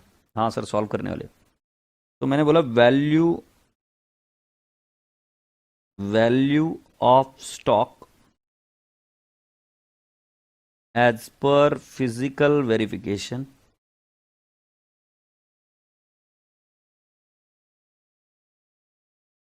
आई विल राइट डाउन 28 lakhs. तो मैंने 28 लाख लिख दिया. Value of stock as per physical verification I have written 28 lakhs. पहली वाली लाइन खत्म हुई. Out of the goods sent on consignment, goods at cost worth rupees 2,30,000 were unsold. इसको विजुअलाइज करो, इसको विजुअलाइज करो कि क्या करना है. बेटा जी जब फिजिकल वेरिफिकेशन किया था तो क्या ये स्टॉक गिनती में आया था, यस और नो, बस इतना बता दो. क्या ये स्टॉक गिनती में आया था? क्योंकि हमने किसी को बेचने के लिए भेजा था, कंजाइनी के पास भेजा था, कंजाइनी को बोला भाई तो ये माल बेच. तो माल हमारे पास नहीं है, माल कंजाइनी के पास है. तो 2,30,000 का माल उसके पास अनसोल्ड है, ये बात है. तो हमारी गिनती में तो नहीं है, फिजिकल वेरिफिकेशन में तो नहीं है. फिर मैं आपको दूसरी चीज बोल रहा हूं, क्या ये स्टॉक हमारा है या नहीं है, मतलब इसके ओनर कौन है, आप है या कोई और है. अगर आप ओनर हो तो क्या आपके क्लोजिंग स्टॉक में इसको शामिल करना चाहिए कि नहीं करना चाहिए. और यदि आपका आंसर आता है यस या नो, उसके बेसिस पर आप डिसाइड कर सकते हो इसको ऐड या लेस करना. पहली बात तो मैंने बता दी, फिजिकल वेरिफिकेशन में नहीं आया. राइट, ये तो पता चला क्योंकि काउंटिंग में आ ही नहीं सकता, क्योंकि वो हमारे पास है ही नहीं, हमारे गोडाउन में है ही नहीं. राइट, श्रुति गुप्ता बोल रही पहला लेस, माकड़ पहला लेस हो ही नहीं सकता. तो पहला हमारा माल हमारे स्टॉक में तो आया ही नहीं है, मतलब फिजिकल वेरिफिकेशन में गिनती में आया ही नहीं है. और दूसरा क्या है कि कंजाइनी के पास पड़ा हुआ है, तो क्या मैं उसका ओनर हूं क्या नहीं हूं, मैं ओनर हूं, ये मेरा स्टॉक है. तो जब मेरा स्टॉक है तो क्या ये ट्रायल बैलेंस में आएगा कि नहीं आएगा, एज पर बुक्स आएगा कि नहीं आएगा, आएगा. So can I not say add goods sent on consignment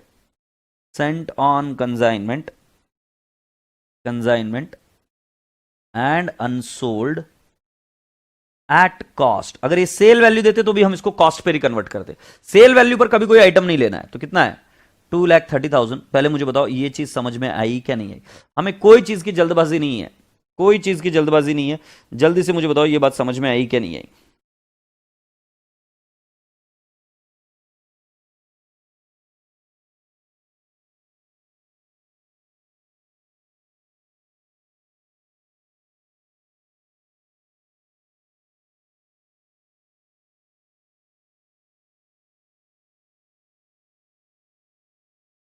पहला वाला समझ में आ गया. ओके, तो अब हम दूसरे वाले के बारे में बात करते हैं. पहला वाला भैया तुम बोलेंगे ठीक है, दूसरा वाला purchases of 3 lakh were made, out of which goods worth rupees 1,20,000 were delivered on 5th March 2020. अब मैं आपसे ये पूछ रहा हूं बेटा जी, the following transaction took from 23rd February 2020. मुझे इस लाइन का मीनिंग चाहिए पहले. फिर मैं आगे की बात करूंगा। The following transaction took from 23 फरवरी 2020। इस लाइन का इंग्लिश में अनुवाद करें।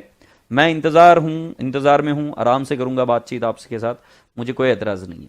तो मुझे यह पूछना है कि the following transaction took from 23 फरवरी 2020। यदि आप समझ चुके हो तो मुझे तुरंत आंसर बताइए कि क्या मीनिंग है उसका, और मैं आपको थोड़ा सा और हिंट दे रहा हूं कि क्या यह ट्रांजैक्शन 23 तारीख को हुई या 23 तारीख के बाद में हुई, मैं ये पूछ रहा हूं। मतलब नीचे दी गई ट्रांजैक्शन 23 तारीख को हुई, whether they happened on 23rd और after 23rd they happened, I want to understand first. वाह, कशिश दीवानी बिल्कुल सही बता रही है, एकदम जोरदार रसगुल्ली है। ये बोलती है कि सर 23 से 29 तक के तारीख के बीच में जो ट्रांजैक्शन हुए, जो कुछ भी हमने कामकाज किया उसकी है ये बात, बिल्कुल सही। तो ये आप बता रहे हो कि 29 फरवरी के पहले तक की ट्रांजैक्शन है, 23 फरवरी से 29 फरवरी, मतलब 23 के बाद की ट्रांजैक्शन है ये। ओके, सो मुझे बताइए स्टॉक कौन से तारीख का दिया हुआ है? 23 फरवरी का दिया हुआ है, 28 लाख का स्टॉक दिया हुआ है, ये फिजिकल गिनती की हुई है। मैं आपसे पूछता हूं, ये जो माल परचेस किया, क्या ये गिनती में आया क्या? 28 लाख का जो माल हमने गिनकर बताया है, क्या 28 लाख 23 फरवरी का? यस। ये नीचे दी गई ट्रांजैक्शन 23 फरवरी के आगे की है। तो मैं आपसे एकदम अनुरोध कर रहा हूं और पूछ रहा हूं कि क्या ये माल, how would I put it up, क्या ये माल जो है 28 लाख में इंक्लूडेड है या नहीं है? बस मुझे इतनी सी बात बता दीजिए। जो बता रहे हैं आपको कि 3 लाख का माल परचेस किया, तो क्या ये माल 28 लाख में इंक्लूडेड है? यस और नो में जवाब दीजिए। नहीं आया, बिल्कुल सही, एब्सोल्युटली राइट, परफेक्ट, तुम तो बहुत जोरदार काम करो। तो फिर मैं आपसे पूछता हूं कि 3 लाख का माल ये 28 लाख में नहीं है, बट जब मैं 29 मार्च का स्टॉक निकाल रहा हूं तो क्या ये स्टॉक है कि नहीं है? है। मैंने अगर आपको लाइन समझाई थी तो ये देखो, ये माल का स्टॉक आपने यहां पर लिया पहले, राइट, और आपको बाद का स्टॉक चाहिए 29 फरवरी का। सो मैंने क्या बोला था, परचेसेस क्या करेंगे? ऐड। अब जो परचेसेस किया उसमें कितना परचेसेस है बेटा जी? 3 लाख। 3 लाख में से 1,20,000 डिलीवर हुआ 5 मार्च को, तो बेटा जी जाहिर सी बात है 1,80,000 हो गया होगा 29 फरवरी के पहले, क्योंकि जब एग्जामिनर इतना बोल सकता है कि 1,20,000 is delivered on 5th March 2020, तो logically 1,80,000 should be delivered earlier. Yes और no? Yes. So can I not say इधर add goods purchased and delivered, ये तो लेना ही है 1,80,000, प्लस आई शैल से goods purchased and in transit. In transit मतलब कौन सा? 29 फरवरी के एंगल से बात करेंगे तो इन ट्रांजिट है। एंड आई विल से 1,20,000, मतलब ऐड तो पूरा 3 लाख ही होएगा भाई, ऐड तो पूरा 3 लाख ही होएगा, बट उसका ब्रेकअप दे दिया भाई। अगर एग्जामिनर ज्यादा खुश होता होगा, प्रसन्न होता होगा, सो ब्रेकअप दे दिया भाई। 1,80,000 का माल परचेज भी किया और डिलीवर भी हो गया, तो वो माल को हमको ऐड करना पड़ेगा, क्योंकि हमारा स्टॉक फिजिकल टेक के हिसाब से, और साथ ही साथ ऐसा माल जो इन ट्रांजिट है उसको भी क्या करेंगे? ऐड। राजा बेटा जी, मैं समझता हूं कि ये बात भी आपको समझ में आ गई होगी। अगर नहीं समझ में आई तो मैं आपके इंतजार कर रहा हूं, मुझे जल्दी से भेजिए अगर आपकी कोई क्वेरी होगी तो।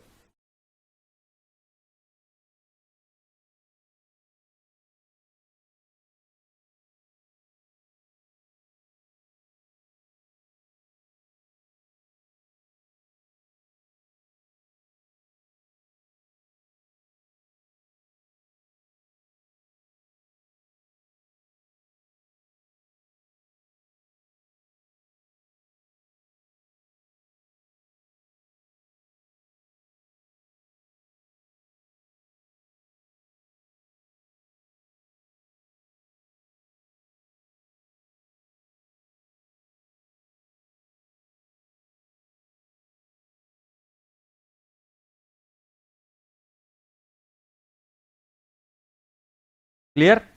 Okay. Now we need to go ahead and understand the next part of the story. All right, here we go. अब आगे क्या बोला है? Sales were 13,36,000, which includes goods worth rupees 3,20,000 sent on approval. Half of these goods were returned before 29th February 2020, but no information is available regarding the remaining goods. तो मैं बोलता हूं ये सेल कब हुआ बेटा जी? 23 फरवरी से लेकर 29 फरवरी के दरमियान हुआ।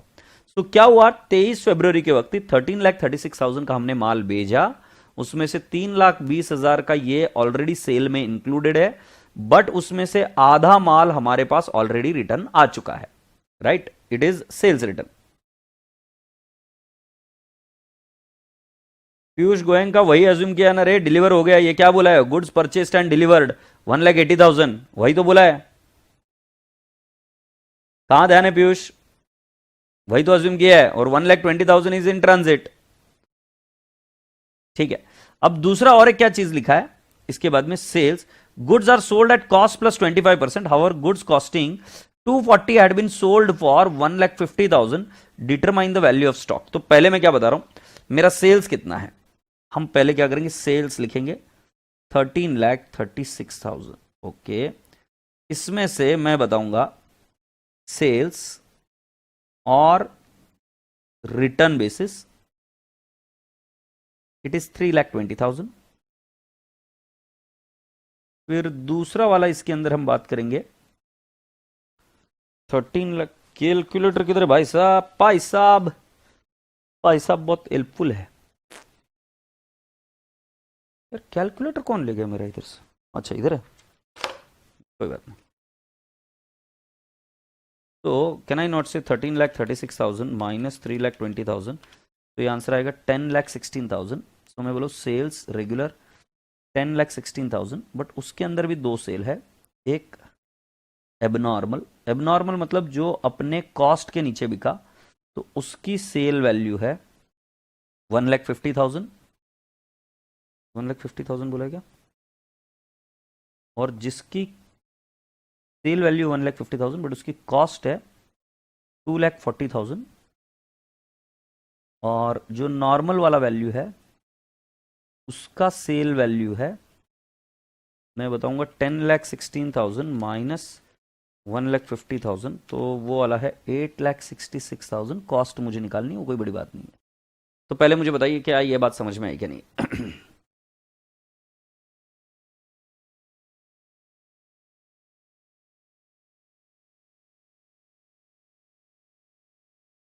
जल्दी से मुझे बताओ कि मैंने क्या किया, सेल 13,36,000 है, फिर मैंने क्या किया, इसको डायरेक्टली कॉस्ट में कन्वर्ट नहीं किया क्योंकि इसके अंदर कुछ बातें हैं।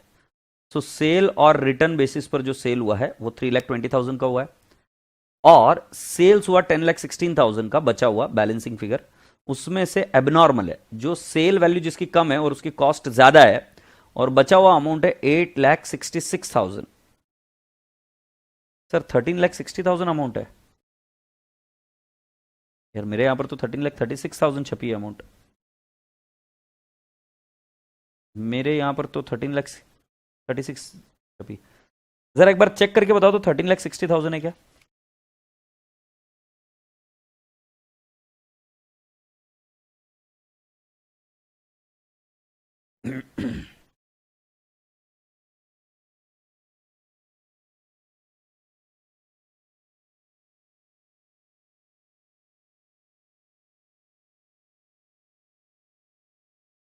चलो फिर ठीक है, बच्चा बोल रहा है तो आगे बढ़े, यहां तक समझ में आया क्या। तो क्वेश्चन में चेंज है क्या, मतलब जो एग्जाम क्वेश्चन है उसमें 13,60,000 है क्या।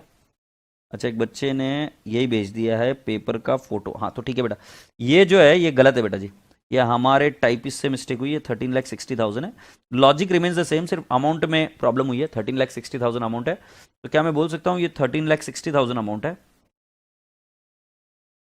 तो मेरा ये बोलना होगा 13,60,000 माइनस 3,20,000, तो ये आएगा 10,40,000, ये आएगा 10,40,000, और इसके अंदर ये वाला फिगर आ जाएगा 10,40,000 माइनस 1,50,000, तो ये आ जाएगा 8,90,000। अब ठीक है, हाँ ठीक है भाई, क्वेश्चन में चेंज कर दिया, दुरुस्त कर दिया, ठीक है। अब मैं आपसे ये पूछ रहा हूं कि बेटा जी आपको जीपी रेट दिया हुआ है, ठीक है, अब थोड़ी सी देर के लिए शांति बनाए रखिए, और कोई बच्चा जल्दबाजी नहीं करेगा, 1-2 मिनट के लिए शांति बना के रखो, क्योंकि मैं इतनी वर्किंग नोट में आपको सारी चीजें क्लियर कर दूंगा। मैंने बताया C plus P is equal to selling price, C दिया हुआ है 100, पी दिया हुआ है 25, एसपी है 125, क्लियर कट बोला है कॉस्ट प्लस 25%, बोला है कि नहीं बोला, कॉस्ट प्लस 25, तो कॉस्ट को पकड़ेंगे 100, प्रॉफिट होगा 25 और एसपी होगा 125। अब मुझे ये पता है कि मेरा नॉर्मल सेल 8,90,000 है, राइट, तो उसकी कॉस्ट कितनी, एक्स। ये क्यों निकालना जरूरी है, क्योंकि बेटा जी हम सेल वैल्यू पर कोई चीज ले ही नहीं सकते, हमें एट कॉस्ट ही लेना पड़ता है। सो 890 इंटू 100 डिवाइड बाय 125, तो ये आंसर आ जाएगा 7,12,000, ये उसकी कॉस्ट है। तो भैया जी ये दो की तो कॉस्ट मिल गई है, बहुत आसान हुआ ये काम तो, क्योंकि इसके अंदर आपको पता है कि जो चीज सेल हुई है उसको हमें क्या करना होगा, लेस, बट लेस कौन सी वैल्यू पर करना होगा, एट कॉस्ट। तो दो आइटम तो मिल गए। 3,20,000 के केस में ऐसा हुआ है सर जी कि ये पहले पूरा भेजा, हाफ हो गया रिटर्न, तो मतलब पहले हुआ सेल्स और फिर आधा हो गया रिटर्न, और आधा जो बचा है भैया जी ये बैलेंस है, अभी तक कुछ कछु बताया नहीं है कि रिटर्न आया है कि नहीं आया। तो कुल मिलाकर अगर आप चेक करेंगे तो 3,20,000 का कोई इंपैक्ट नहीं दिया तो भी आंसर टैली हो जाएगा। क्यों, पता है क्या, क्योंकि 3,20,000 आधा आ गया है रिटर्न और आधे के बारे में कुछ बताया नहीं है। तो मतलब कुल मिलाकर 29 फरवरी को माल हमारा ही है, क्योंकि आधा या तो रिटर्न आ गया है या आधे के बारे में कुछ बताया ही नहीं है। पढ़ो देखो क्या लिखा है, sales of 13,36,000 which includes goods worth rupees 3,20,000 sent on approval. Half of these goods were returned before 29 February but no information is available regarding remaining goods. मतलब वो भी रिटर्न करना ही पड़ेगा। मतलब एक क्या है, 3,20,000 पहले सेल की एंट्री, तो इसको कॉस्ट पे कन्वर्ट करेंगे। सो वापस C plus P is equal to what, SP। तो मैं लिखूंगा इधर 125, SP 125, सो इधर आ जाएगा 3,20,000। अब मैं निकालूंगा कॉस्ट कितनी है, X। तो कैन आई नॉट से 3,20,000 इंटू 100 डिवाइड बाय 125, तो मेरा आंसर आ जाएगा 2,56,000 कॉस्ट है। अब 2,56,000 में से आधा रिटर्न आ गया, सो डिवाइड बाय 2, तो मैं बताऊंगा 1,28,000 तो रिटर्न आ गया, और 1,28,000 बैलेंस है, इसको मैं बोलूंगा stock with customer. Stock with customer मतलब एक गोल गोल रानी गेम खेलना है। क्या गेम खेलना है, पहले मुझे बताना है कि भाई जी पहले माल तो सेल हो गया, माल गया है, तो ठीक है, आउटफ्लो बताना पड़ेगा। आउटफ्लो बताना पड़ेगा तो सेल को माइनस करना पड़ेगा एट कॉस्ट 2,56,000। सुनो, कान खोलो कान खोलो कान खोलो, हाँ ये वाला कान खोलो, राइट। मैंने बताया सेल हुआ मतलब माल बाहर गया है, सो माल बाहर गया है तो इसको हमको सेल मानकर हमको क्या करना पड़ेगा, पहले तो लेस 256 लेस किया, फिर क्या आधा माल रिटर्न आ गया तो इसको सेल रिटर्न मानेंगे, तो इसको ऐड करेंगे 1,28,000, और बचा हुआ माल कस्टमर के पास में है, बट बेटा जी माल तो अपना ही है, सो 1,28,000 को फिर दोबारा ऐड कर देंगे 1,28,000। तो पहले माइनस किया 256 और फिर ऐड किया 128 और फिर ऐड किया 128, at the end of the day answer में कोई फर्क नहीं पड़ना है। मतलब ये 3,20,000 का जो है उसे कोई फर्क नहीं पड़ रहा। और तुमको कॉमन सेंस लगाओ ना, पोजीशन क्या चेंज हुई 29 फरवरी को, हमने माल भेजा, राइट, कुछ एक रिटर्न आ गया, कुछ एक अभी तक एक्सेप्ट नहीं हुआ, दोनों ही केस में रिटर्न आ गया तो भी स्टॉक मेरा ही है, और जो माल के बारे में ना हाँ भी ना भी ना बोला है तो वो भी माल मेरा ही है, कल ही हमने टॉपिक सीखा है। सो बेटा जी कुल मिलाकर 256 का माल पहले बाहर गया, फिर आधा आया, और आधा जो नहीं आया वो भी मेरा ही है, तो मुझे स्टॉक दिखाना ही पड़ेगा। तो कुल मिलाकर 256 माइनस 128 ऐड 128 ऐड, ऐसा दिखाना चाहो तो भी दिखाओ, कोई दिक्कत नहीं है। यदि मैं अब इसका आंसर तुरंत निकाल कर बताऊं तो बेटा जी मैंने ऐसे बताया था आपको, ओ तेरी इधर ही कर दिया क्या मैंने सारा चीज, तो इधर तो जगह ऐड करनी पड़ेगी।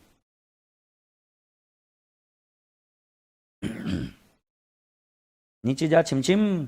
तो इधर मैं क्या करूंगा, पहले लेस सेल्स एट कॉस्ट, तो मैं पहले लिखूंगा normal sales, normal sales at cost.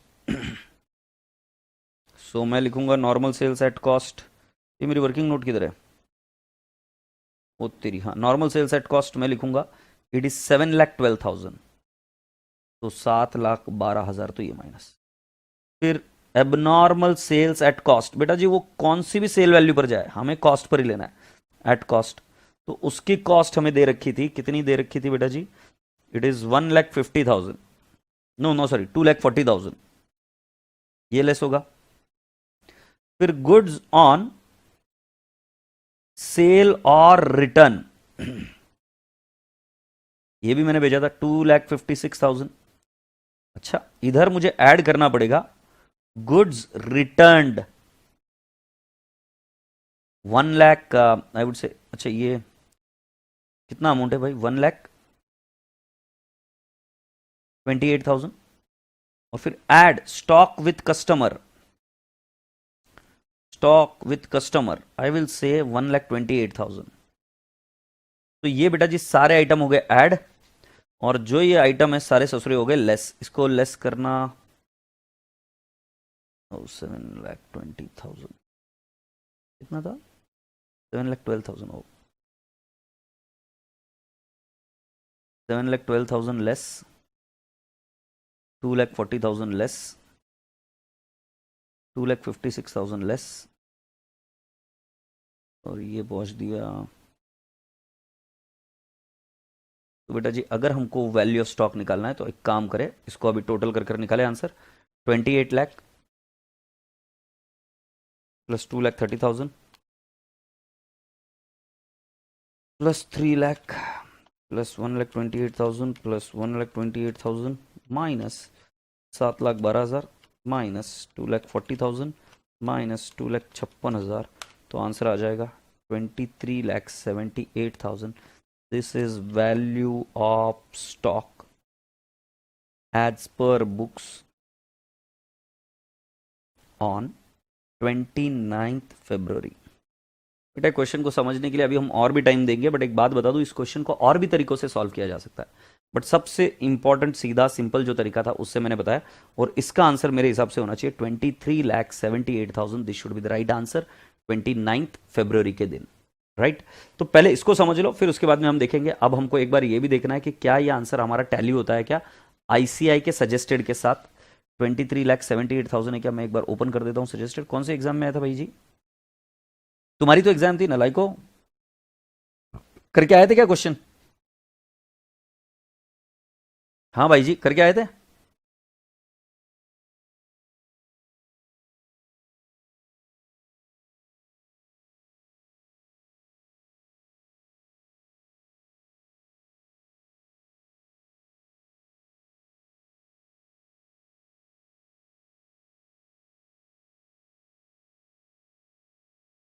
Intermediate में भी आने बाकी है बच्चे।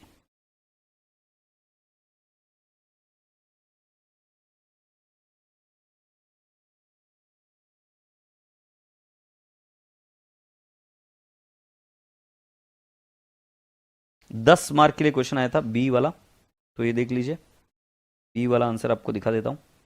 Final answer does it matter, या 23,78,000 तुमने किया बहुत सॉल्व, वो टैली ना हो ऐसा हो नहीं सकता।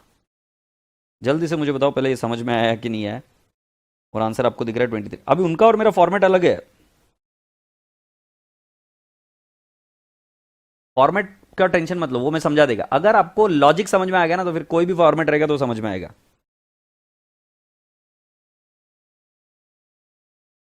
और राशि जैन, फिर तो तुम्हारा आंसर बिल्कुल गलत हो गया था एग्जाम में। 23,68,000 थोड़े ना आंसर है, 23,78,000 आंसर है, और मेरा भी तो 23,78,000। फिर तो गलती हो गई ना तुमसे, इसलिए मार्क चले गए। 23,78,000 इज द राइट आंसर। तो अब एक काम करो बेटा जी, इसको लिख कर ले लो, और मैं इस क्वेश्चन को दोबारा सॉल्व करूंगा कल, और आपको मॉड्यूल के साथ में भी कंपैरिजन करके दिखाऊंगा। बट आज के लिए जो मैं अभी आपको होमवर्क दे रहा जा रहा हूं वो यूनिक है। जिस तरीके से आज मैंने सॉल्व किया उसी लॉजिक से आपको कुछ और क्वेश्चंस देखने हैं, और देखो कि आपको समझ में आता है कि नहीं आता है। क्वेश्चन नंबर 1 आपको देखना है, राइट, और क्वेश्चन नंबर 2 आपको देखना है। क्वेश्चन नंबर 1 और 2। Question number 1 was asked in RTP November 20, RTP May 19, और question number 2 is asked in RTP November 19। तो एक बार अगर आप ट्राई करेंगे तो फिर क्या है, आराम से कर लेंगे रे, कोई दिक्कत नहीं है। और जिनमें बहुत ज्यादा दम है ना, जिनमें बहुत ज्यादा उछाल आ रहा है, एकदम धड़ धड़ धड़ धड़ धड़ धड़ धड़ धड़ धड़ हो रहा है, क्वेश्चन नंबर 4 भी ट्राई कर लेना, ठीक है। So 1, 2 and 4, 1, 2 and 4 you have to try. Try मतलब मैं क्या बोल रहा हूं पता है क्या, ये साइकिल सीखने जैसा है, जितना आप ट्राई करोगे उतना आपको मजा आएगा, राइट। तो कल मैं इसके ऊपर और चर्चा करूंगा, बट 1, 2 एंड 4 आप ट्राई करोगे, साइकिल चलाने जैसा है ये वाला टॉपिक, राइट। सिखाना जो था वो सिखा दिया मैंने। क्या सिखा दिया था कि बेटा जी पहली वाली चीज कि तुम्हारा फिजिकल वेरिफिकेशन ऑफ स्टॉक देंगे, तुमको निकालना है as per books. As per books निकालना है तो तुमको विजुअलाइज करना पड़ेगा कि ये माल मेरा है कि नहीं है। अगर माल मेरा है तो उसको इंक्लूड करो, अगर आप माल आपका नहीं है तो उसको भगा दो यहाँ से। दूसरी चीज कि बैकवर्ड और फॉरवर्ड बैकवर्ड में क्या होता है कि स्टॉक टिक पहले हो जाता है, उसके अंदर आपको ऐड करना पड़ता है परचेसेस, सेल्स एट कॉस्ट को लेस करना पड़ता है, परचेस रिटर्न को करना पड़ता है लेस, और सेल्स रिटर्न को करना पड़ता है ऐड एट कॉस्ट। सिमिलरली अगर स्टॉक टेक आगे हुआ है तो पीछे आना पड़ता है, तो उसमें परचेसेस होगा लेस, सेल्स एट कॉस्ट होगा ऐड, सेल्स रिटर्न होगा less at cost of course, और परचेस रिटर्न होगा ऐड। एग्रीड? सर एक बार दिखा दीजिए, क्या दिखाऊं? ऑलराइट, ये देख लिया, फिर उसके बाद में नीचे का वर्किंग नोट। अरे भाई ये तो कल वापस करना है मुझे, मैंने तो आज सिर्फ सिखा के छोड़ दिया आपको। अब जितना आज आप मेहनत करके आओगे, कल उसके बेसिस पर आपकी प्रोग्रेस निर्भर होगी, क्योंकि मुझे आता है। अब आपको ये देखना है कि आपको ये क्लिक करने के लिए आप कितनी मेहनत करके आने को तैयार हो। कल कल आप मेहनत करके आओगे तो ईजी हो जाएगा। बस वो जो क्वेश्चन है ना, उसके आंसर्स भी है तुम्हारे पास, है ना, तो आपको उसको ट्राई करके आना है कि क्या भाई कैसे दिमाग लगा रहा है, राइट, ऐसे करके आने का है, बस फिर आ जाएगा। It is just like a riddle. तुम जब बचपन से तुम रिडल सॉल्व करते हो तो उसके लिए कोई एजुकेशन बैकग्राउंड की जरूरत थोड़ी ना होती, रिडल सॉल्व करते चले जाते हो मैथ्स के, है ना, वैसे ही। सो अभी प्यार से आपके सर को बाय बोलिए, right, I am requesting you all, प्यार से सर को बाय बोलिए। वर्किंग नोट ये दिख रही है ना भाई जी, डिंपल जी, वर्किंग नोट ये रही दिख रही।